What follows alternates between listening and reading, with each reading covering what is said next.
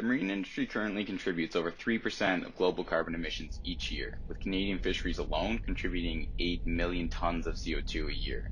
Aspin, Kemp and Associates is an island company who is passionately fighting back against this pollution by partnering with UPEI to build a tow tank at the university. I'm Manager Friedrich, and I've worked on this project with Nick Landrigan, Travis Speelman, Elvis Nyong, and Sharon Adeyemi. The tow tank is a testing apparatus which allows for a boat hull design to be tested, analyzed, and optimized for sustainability on a small scale before entering mass production. In order to accomplish this task, we developed a system to integrate 3 projects that were developed in previous years.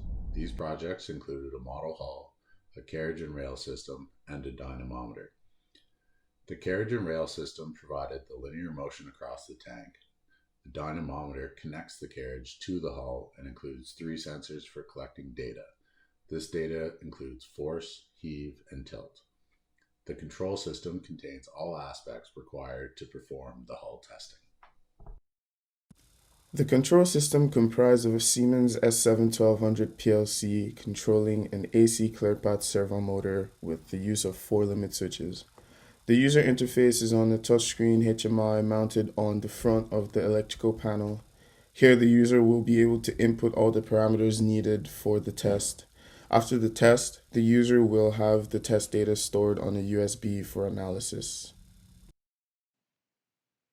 The test data is analyzed using accepted industry standards to calculate the effective horsepower of the full-size boat.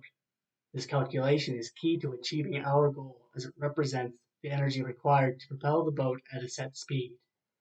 Knowing this value early in the design process will allow for the focus of streamlining boat designs to be more fuel efficient, which allows for the decrease of emissions and operating costs in Canada and around the world.